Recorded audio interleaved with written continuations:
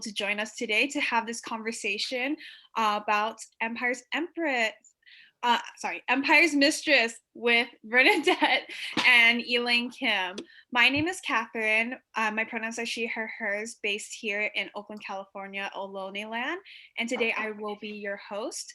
I am representing Eastwind Books of Berkeley, which is your go-to Bay Area bookstore for any Asian American literature or ethnic studies, multicultural at that. So if you want to explore some Filipinx or some all sorts of like ethnic studies literature you don't get the chance to, feel free to explore our options in Eastwind Books of Berkeley. And now I will present the mic to Elaine Kim, who is an emeritus professor in the Department of Ethnic Studies at the University of California, Berkeley. Her research interest ranges from Asian American cultural studies to literature and film, Korean diaspora studies, and many, many more. So I will pass the mic now to Elaine. Thank you, Kat, and thank you, Kat and Jamie for doing everything to make this this event possible. And thank Eastwind, which is, as Kat mentioned, a really important independent bookstore, one of maybe the only one in the country and maybe the only one in the world that specializes in Asian American and many other kinds of books, and sponsors not only events like this, but all kinds of readings and community book talks and panel discussions on crucial topics of our times. And thank you, Vernadette, for being our special book talk giver today. I want to introduce Vernadette as a professor of American Studies and director of the honors program at UH Manoa. She was, of course, a star student in the Ethnic Studies PhD program at Berkeley. She came to us from Princeton. At UH, she has taught and published on militarism and tourism, post-coloniality, Asian American cultural studies, and globalization with a focus on the Asia Pacific, and always through the prism of gender. She's currently in feminist theory. She is currently developing projects on the politics of hospitality and on Filipinx indigenous encounters. Vernadette's first book, Securing Paradise, won the 2013 Asian American Studies Book Award in Cultural Studies. And she also co-edited Detours, a decolonial guide to Hawaii, which was published in 2019. But today she'll be talking about her most recent book, Empire's Mistress. So Vernadette, please tell us something about your book. Okay, I'm going to share my screen if I can. Let's see. Figure this out. Okay. So my book, thank you, Elaine. Well, thank you, Eastwind. Thank you, Asian American Research Center. Thank you, Harvey and B and Kat and Janie, and for making this talk possible. I'm really excited to share about this project. It's been a labor of love for the past few decades on and off, actually. I started this in grad school, but had to focus on the first book and then got waylaid by some other stuff like teaching and such, But this book is a book that follows the life and afterlives of a woman named Isabel Rosario Cooper. She was a mixed race vaudeville and cinema star in the Philippines, in Manila, in the early 1900s. And she is infamous for being the sometime mistress of Douglas MacArthur, who was a sort of big figure in Filipino American history, and particularly around militarism. And that's how sort of I came into, I came to know who this person was initially, because that is just mostly the way most people encounter her and understand her, as this side mistress.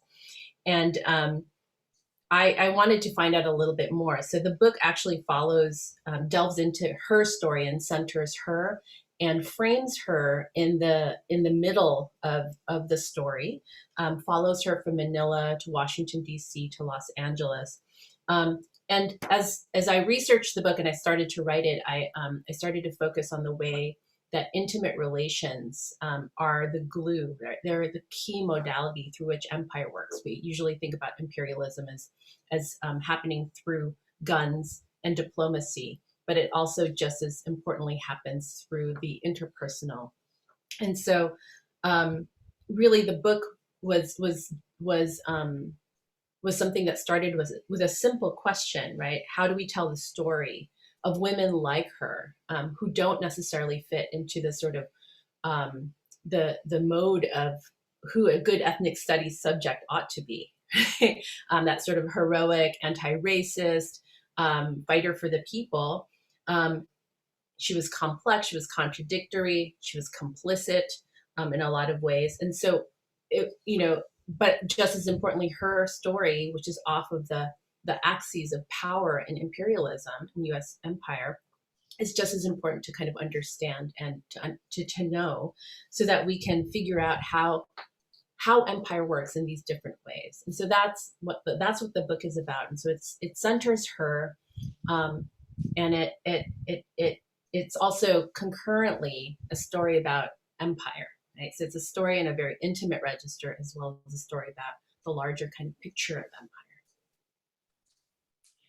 Vernadette, when I was reading this book, I thought about the work of Manuel Ocampo and Hung Liu, because one of the things that both of them do is to take, like Hung Liu paints from photographs often, and she'll take a character that's in the background or on the periphery and do a painting of that person. And really the picture was of something else. And that person was kind of in the shadows. And I remember once Manuel Ocampo included in a site-specific installation the Filipino men who sort of staff the museum rooms in those uniforms. And so they were kind of pulled in as part of the exhibition. And so, so what these artists do is to try to bring into view those subjects that have never been centered. Usually they have no names, nobody remembers them, and then shining the spotlight on them, which is how I felt when I was reading your book. And so it seems to me it's a book both about her and about you as a scholar, breaking new ground about what constitutes a worthwhile topic, and also about how to go about putting together a story with fragments, because we can tell from looking at the book that you have the death certificate, you have some posters and some photos, but not a lot that you had to go on. And so could you kind of talk about why you think her story was worth telling, and also what were some of the challenges that you faced when you went about trying to put the story together? Oh, those are great questions. So I feel like Isabel's story is a story that's defined as a scandal. That's sort of what brings her into the foreground, brings her into visibility. And so I wanted to dig beyond the scandal, because as we all know, there's all kinds of scandals happening all the time. There's always some deeper story behind it. And so that's sort of what had brought her to my attention. But I also wanted to tell her story precisely because she's somebody who's I think deemed not worthy, right? Like not a worthy historical figure, not a worthy person to do all this work on. She accomplished not a whole lot in her life, right? When you measure it in terms of, I don't know, winning wars, those kinds, that kind of metric.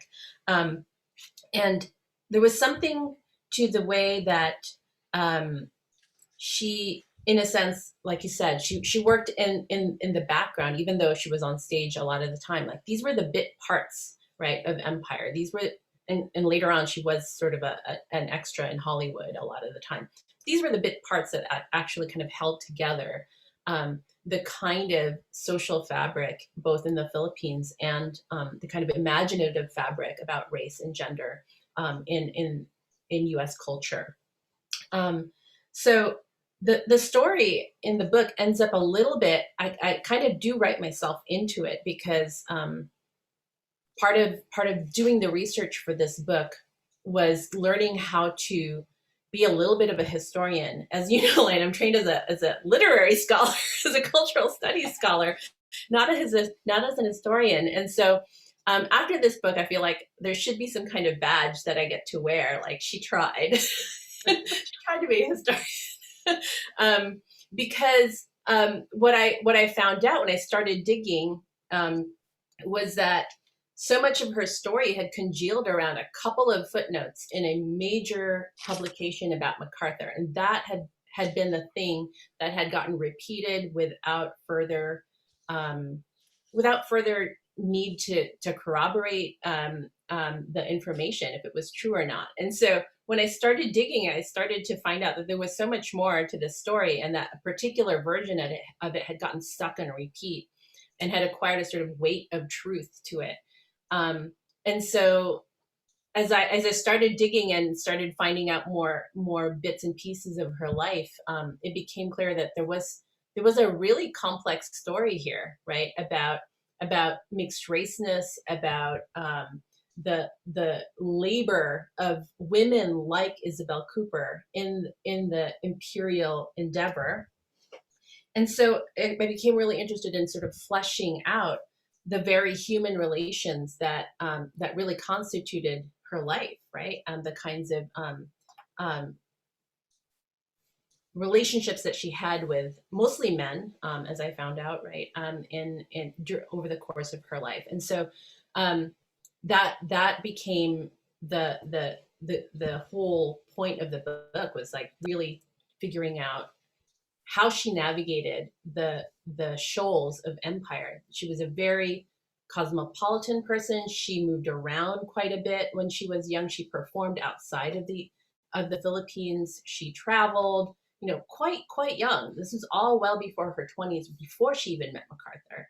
And so it that started to really kind of interest me, and to get me to think about what was this young woman doing, right, in the crossroads of like some pretty big historical changes in the Philippines, and how is she navigating them, and how is she leveraging whatever she had on hand, because there was not a whole lot to make her way through life, before she even met MacArthur again. And then after she meets MacArthur, and after that relationship is over, because it's only 5 years of her life about right, but it comes to define her. How does she work out after, right? Like what happens to her after, and how does she grapple with the continuing legacies of imperialism? So the challenge was to try to figure out what kind of material was out there. And there wasn't a whole lot. There were some love letters from MacArthur to her that were preserved. There were some letters that she had written. There are some government documents, ship manifests, birth certificates, that kind of thing. And so I had to figure out all these things, figure out a timeline, a grid. I have all kinds of paper maps on my wall, trying to figure out what exactly was happening and which pieces of information were more reliable than others, because there were definitely times when she lied on documents, right? As an aging woman in Hollywood, you're going to lie about your age. As somebody in Hollywood who might be trying to get parts outside of the way you're presenting racially, you may lie about who you are. And so, there were definitely moments where I'd come across a document where she would say she was white, or she would say she was Javanese. she would definitely always, consistently actually, cut at least 10 years off her age in these documents. And so it was really interesting to kind of see the way that she was creative with these kinds of materials, as well as with working with the way that the entertainment industry writes about itself, creates fictions about itself. So you had to kind of also navigate that. When is a piece of gossip believable and when is it not? And so that was really kind of interesting to kind of start to piece together as well. I was remembering that she tried to present herself as much younger, which would have meant that MacArthur saw her when she was just a little kid for the first time. And so it's so interesting the way you present her as somebody who is constantly reinventing herself and changing the narrative to fit her survival. And, but I kind of saw her as a really tragic figure, in part because she ended up dying poor and maybe from an overdose. She struggled so much to get these kind of terrible parts in World War II films and stuff. But I remember you were saying once that writing about her was a little bit like writing fiction, like writing a novel. And so I wondered how you felt about her as a character. Because as you say, she's very complicated. She dissimulates, and a lot of stuff is from gossip, or as you say, scandal about kissing someone in a movie when people didn't do that.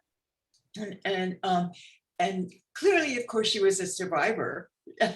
But did you have? And you must have. And I also liked it that in the course of the book, you often said, "Well, it could have been this, or it could have been that." Or I think it probably was this, and that's a little bit the way a novelist could handle the material. There are many ways to look at it. And how did you, can you talk about it, the sort of connection between fiction and what you've done here, and also talk about how you ended up feeling about her as a character? Oh, wow. Yeah. So when I first started the project, I think I had a lot more objectivity about her, right? I tried to sort of look at her as objectively as I could at this person, but by the time it went off to press, I'm quite attached to her, right? I really empathize with the kinds of choices she felt she had to make in a situation that was not about black and white, but was a whole lot of gray. And a lot of limitations. Yeah. And she was somebody who was incredibly pragmatic, but also a real dreamer. Right. And so there was a real, I guess I identified with that I think that she always had that. She always had this unfulfilled dream that she had all her life, to be on stage, to be famous. And the way that her suicide is narrated, she dies in 1960 of an overdose, and it's immediately framed as dying of unrequited love from MacArthur. MacArthur was somebody that the relationship was over in 1934. So there had been quite some time to get over this man. And she had been married twice in the interim and had like a whole sort of career in Hollywood, right? And so, but he does continue to haunt the afterlife because World War II is happening, and then his political career kind of takes off and then stalls out. But, she has a whole other life outside of him, but that moment of her death is she's bound to him once again. And so I kind of empathized with, I think, the way that her story, I felt like I imagined her as being really frustrated by like, oh, can we get over this man already? And like, write me on my, tell my story in its own merits and its own terms. And so, yeah, so I think that she was somebody who herself was a adept storyteller. She narrate herself into scenes when she was writing letters to people, when she was writing about herself. She would send a sort of public relations article to the Philippine trade, the press, right, the industry press, the film and stage press, and she learned how to frame herself. She was she almost also saw herself from the outside, right? So I think she also imagined herself constantly on stage, even when she wasn't. And so that really helped in terms of kind of understanding her as a character, with the kind of complexity, right, that that she had, rather than as a pretty flat the side piece to the general, right? Like she was this person who was constantly yearning for more.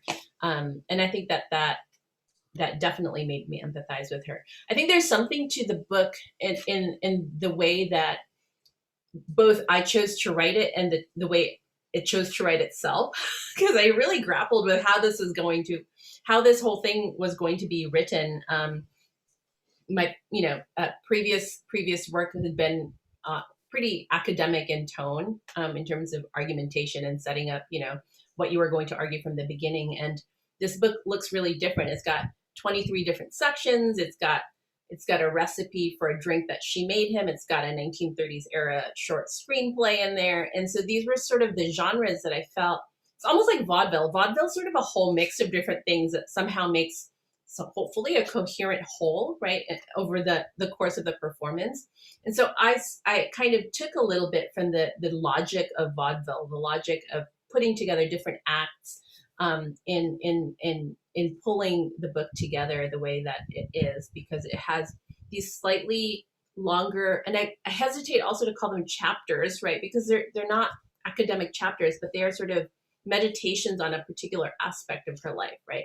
Meditations on scandal and interracial sex and empire in the Philippines, a meditation on what does it mean for her to be, getting all these particular kinds of racial gendered parts in Hollywood during a certain era, a meditation on how her parents met, like what were the conditions of history and empire that created her, right, that gave rise to a mixed race child in the Philippines. And so those are the kind of like longer sections that I have to help frame and flesh out her history. But even in those sections, I have some bits of fiction, as you mentioned, and I sort of rely on fiction as a way to slip into a different mode of narration that gives you a little bit more room to imagine, but isn't bound by having to have historical documentation. And so here's actually a scene. I'm gonna share this screen here, from a still from her film Ang Tatlong Hambog, in the early 1920s, mid 1920s. This was the first screen kiss in Philippine cinematic history, and she was tapped as like a teenager to represent this very modern woman, who was, emulating sort of the Hollywood screen kiss. It was scandalous. This was filmed in the grounds of an Augustinian cathedral. The friars were all agog and scandalized when it came out. But this is the only thing that I could find that remains from that film. And it's from another book from the 1950s, because a lot of the material has not been archived well.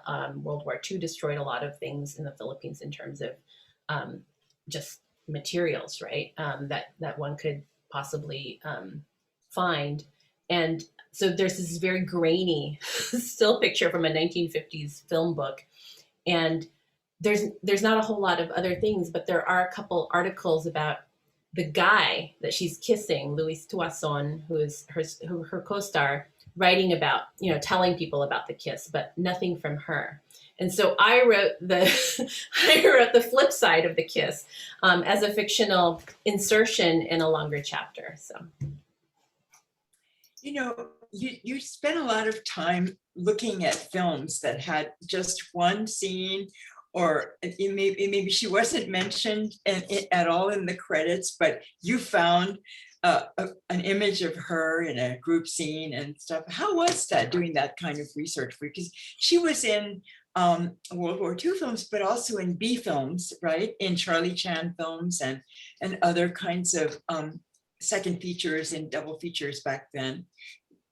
But you would have had to, you really would have had to do a lot of scouring to come up with every film. I got super lucky in the sense that there's an artist named Miljan Ruperto who did a lot of that work already. So Miljan shared my obsession with Isabel Cooper.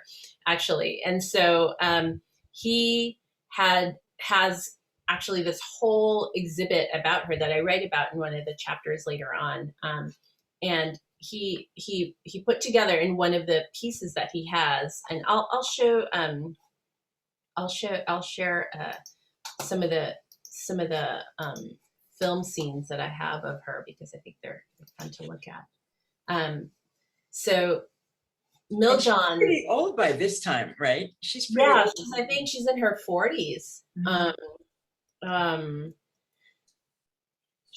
So Mill John actually compiled all the films, and he found a bunch of them. And what he did is actually exactly that kind of effect that you were mentioning earlier, Elaine. He blurred everybody else out and focused and kept only her in focus. And so in a sense, the book is a little bit of a parallel to what Mill John has done visually.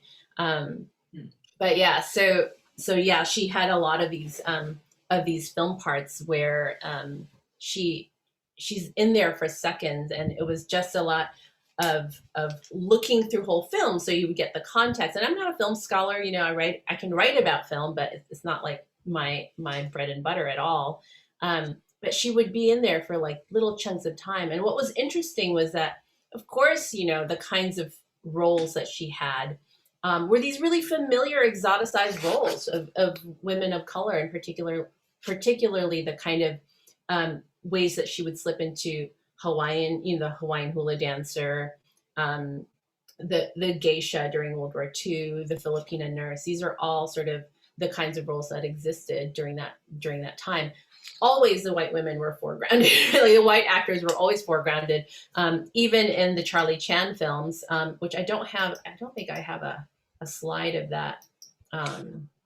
So alas, I'll keep it there. And this was her last known filmic role, which she is actually billed as herself. At that point in her career, she's going by Chabing on screen, and she is billed as Chabing. And she is basically, she comes in for this minute plus harem dance in the middle of a super B burlesque film, right? So it's a mockumentary about going to burlesque school, and it's pretty racy for its time, right? There's like nudity in it, and then she's in the last half of the film where apparently we get a whole lot of different samples of these routines, and she comes in and does this like little harem kind of dance, and then that's it.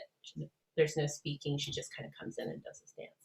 So yeah, so she's got this whole set of roles, but she does have some speaking roles. She has 2 Charlie Chan films where she has some dialogue and some substantial for her screen time.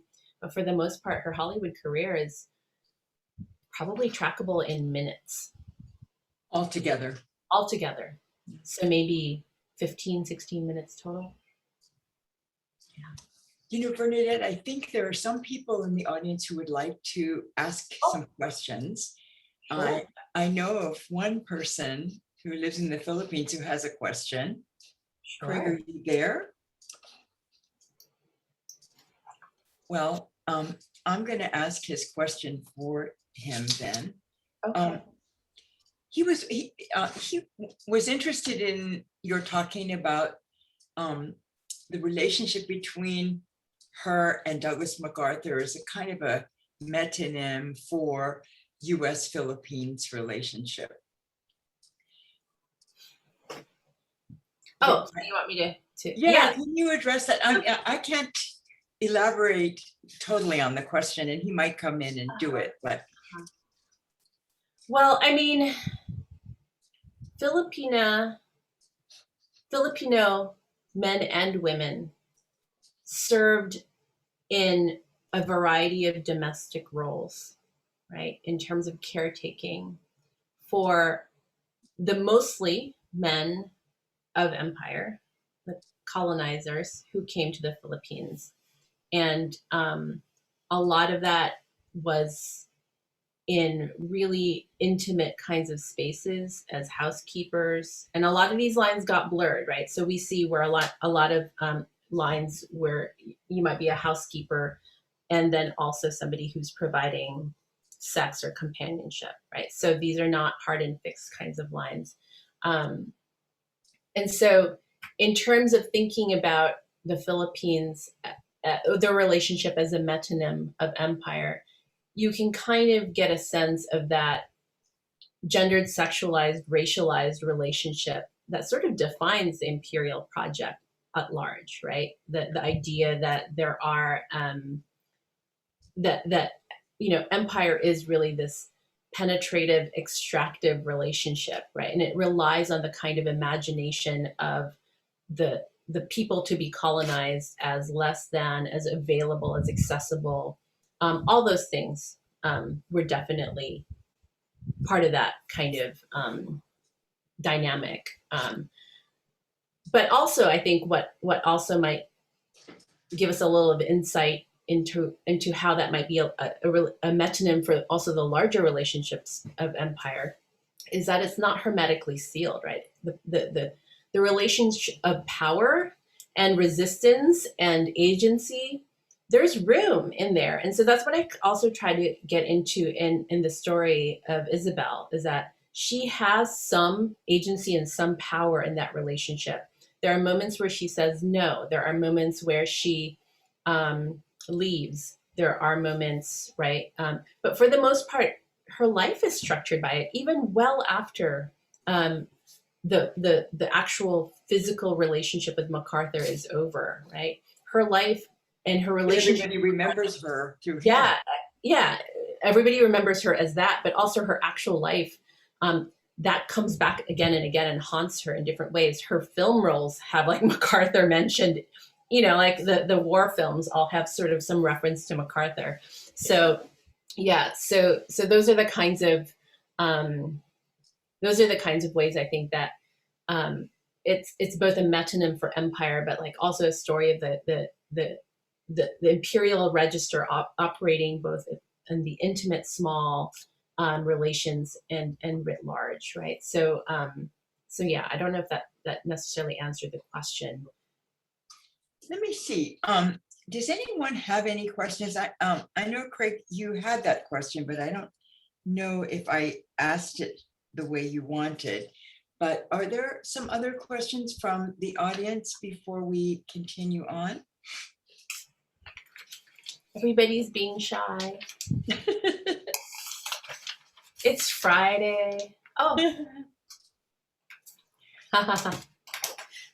So I think that's a question that I get asked a lot. Lilia Villanueva has a question about the most interesting aspect of her relationship with MacArthur. Was she truly in love with him, for example, or was it a transactional relationship? I don't know if that's necessarily an either or question, right? I guess I was less interested in whether she was in love with him because we don't really have any evidence in terms of her own expression of love for MacArthur. We get lots of evidence of his obsession for her in the letters that he writes to her and that she keeps, right? And who knows if she kept them because she loved him and these were like mementos of love, or she kept them because these are gonna be useful later, and they were. She leverages them for a bit of money and power after the relationship is over, because it plays a role in a lawsuit later. So I guess for me it wasn't necessarily about whether she was in love with him or not, but how she navigated that, right? And how that story, I wanted to figure out how to tell that part of the story actually without necessarily having it be about a romance, or so I wanted to center her, the way that she navigated it and what we know about her in that relationship, which is that when she came to Washington, D.C., she was at the height of her fame in the Philippines as a vaudeville star and a film star. And so that was a big move on her part, right? As a young actor, deciding to come to Washington, D.C. and basically leave that all behind based on some promises and some very maudlin love letters that he writes. It was really besotted. Oh my He God. was besotted. He was, I mean, some of the lines Oh. are pretty cheesy. I'd be embarrassed. Yeah, these were before social media.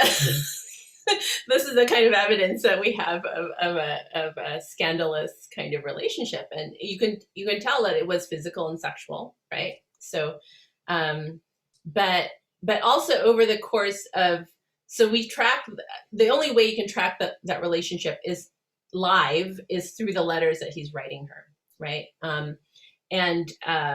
And so you can kind of see where he's super insecure about that relationship.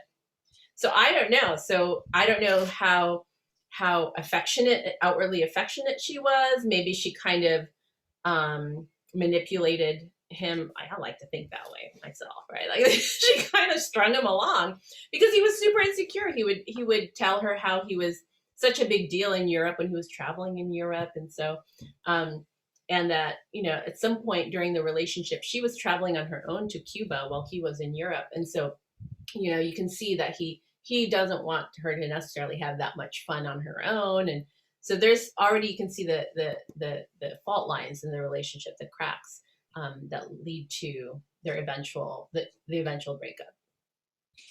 I like thinking about her relationship with him as a kind of emblematic of the U.S. relationship with the Philippines, just because she never seems like, the way you present her, she never seems like somebody who was taken for granted. Even though she was a lot younger than he was, Yeah. She was from a much poorer background, and he was a very famous already general.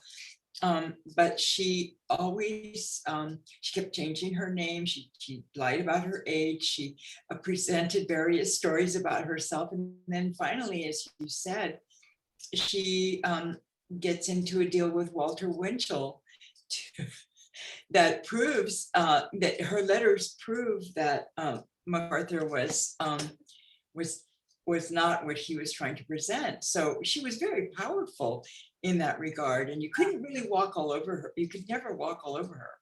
So that was quite striking. She was not a shallow side dish, as you write. Totally not. We had a question from MT Vallarta, and then a couple on the chat too. Okay. So I think MT Vallarta raised their hand first. Hi, good evening. Thank you so much for Maria, being is here. that you? Yes, it's me. Hi, Elaine. Long time no see. Great. Hi. So, thank you so much for having this talk. I haven't read the book yet, but I'm definitely interested in purchasing a copy. And at the risk of sounding slightly nihilistic and reductive, I'm really interested in how we can frame love under empire. So can love, exist between a colonizer and one who is colonized? How can love be negotiated under these dynamics of power, dominance, extraction, and exploitation? So I'm really interested in how Isabel's story and her relationship with MacArthur can point to, empire's distortions of love, and how that can also lead to more liberatory and decolonized formations of romantic and sexual relationships. So I'm just really interested to hear what your thoughts are on that. That's Dr. a massive Gonzalez. question. I would say that her particular relationship with MacArthur, so at one point, the book was titled, had like multiple titles over the course of the whole process. And this became the title of the first chapter, actually, which this is not a romance, right? There can be no romance under the conditions of empire. And so I kind of unpack that because that is sort of what, and it's really more about like what are our attachments to romantic love or to ideas of romantic love under empire, because those are always already corrupted, right, by power and by the exercise of power. And so I wanted to get away from that because that was exactly the thing that was sort of squeezing her into this box that I think that she constantly tried to write herself out of, not write it, act out of constantly. She both worked that idea, I think, but also tried to dismantle it. So I think there's definitely lust. There's a lot of sex. So it might be really about like, well, what is the definition of love, right? And so I think that Isabel did find moments, I like to think, where she had relationships with people who were not necessarily Filipino, right? That were nurturing, but she was somebody who operated in the demi-monde, in the really seamy underbelly of empire, right? In places where it was her reputation as a woman was already sort of destroyed from the get-go, right? As a mixed race woman in the Philippines. And so she just kind of navigated that. And so, it's sort of my hope as somebody who wrote a story about her that she had these moments, and perhaps they existed in the places where she worked with other women like her, right? On the stage, where there were hopefully there was less about competition, more about like nurturing. But in terms of the kind of fantasy that she was very aware she was selling on stage, and the kind of relationship that could then be formed under those circumstances, both in terms of the onstage fantasy being writ large in a colonial way. No. It's just, no, there's no love. And I guess this particular story is not necessarily about the recuperation of that love. It ends with a suicide, in the sense that maybe the book itself is an act of love, right? The writing and the research of it centers her. I think maybe that's where we might find some kind of statement about what it might mean to express and do the work of love in the kind of work that we do. Thank you. There's a question here, Vernadette. What is Isabel's background? Was her father a military person? And yes, so and it's kind of a little bit related to Lydia's follow-up question. So really quickly, she didn't have children as far as we know. The Cooper family in Negros is a different family altogether. I think somebody had pointed out, somebody was communicating with me about some on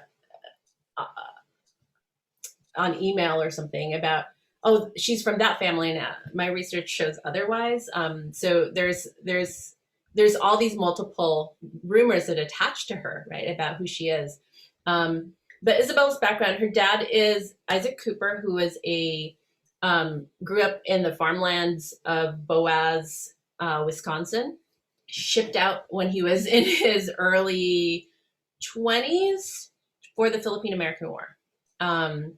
And well, actually it was for the Spanish American War. By the time he got there, it was the Filipino American War.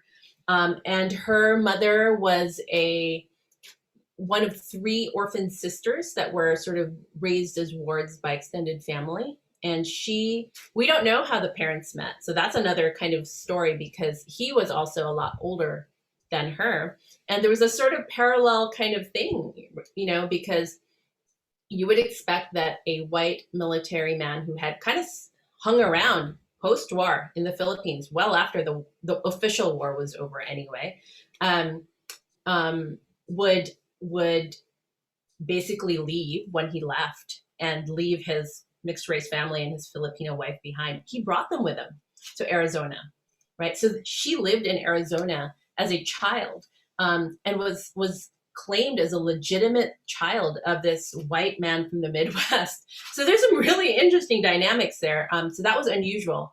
And then, but we don't know how the parents met. And then we don't know if they officially ever divorced, because we don't know if they were officially ever married, because those kinds of records are lost, and those kinds of relationships were always murky. especially interracial relationships in the colonial space, right? Because miscegenation was outlawed in the United States, but the Philippines was that like weird interstitial space of the frontier, and so there were a lot of interracial relationships going on, and the level of their legitimacy or legality was always flexible. So, yeah. There's a question from Craig. Craig Santos Perez. Hi, Craig. Are biographies a prevalent genre?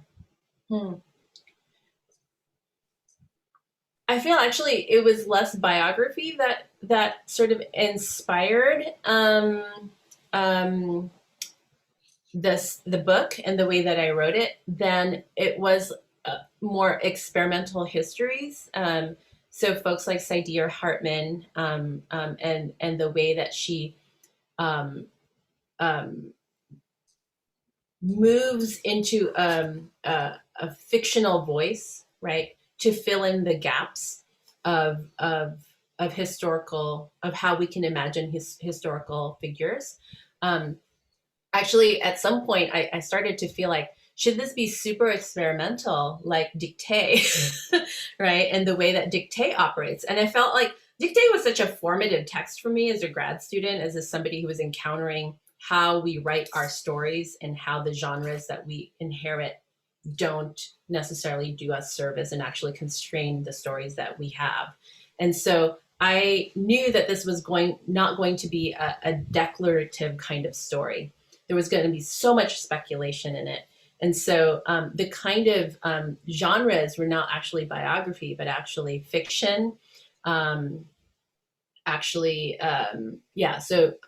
I really loved the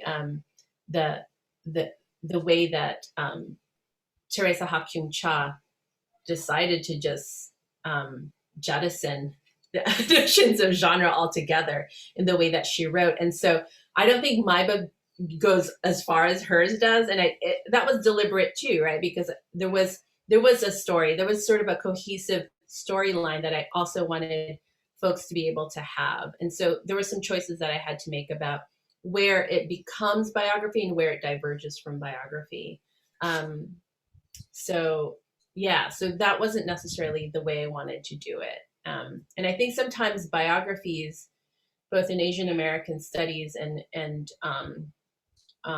women's studies or ethnic studies, the way they get written, I guess, get too coherent for me, and her story was to me a bit more incoherent than that. And so I wanted to leave room for that kind of for different versions of her story to be told. There's actually like 5 or 6 blank pages near the end because there's such a huge chunk of her life that I could not find any kind of historical documentation for.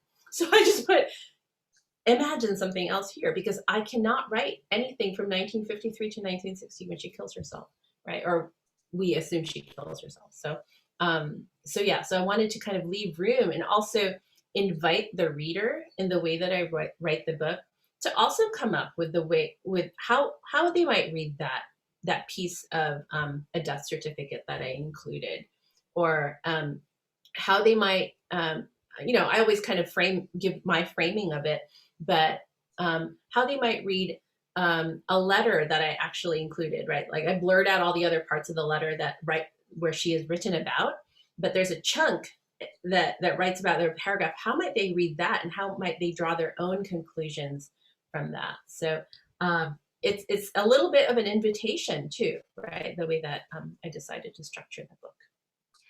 That's really interesting. We have room for one more question, it says.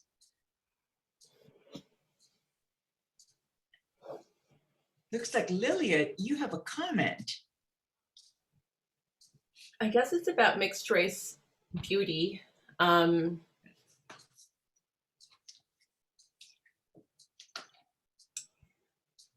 I don't know if I have anything necessarily to I feel like that's a much more complicated question around beauty and desire and international presentation of the Philippines and cultures of pageantry.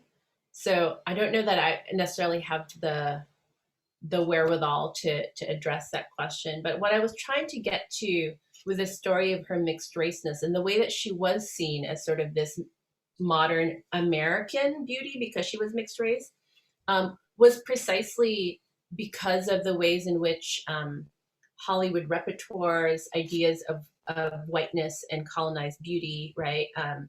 Ideas of whiteness and white beauty had come to colonize, and not just that wasn't new necessarily in the Philippines because Spain had been there for 400 years prior. So there were already sort of all these ways in which the Philippines was mixed before the United States got there.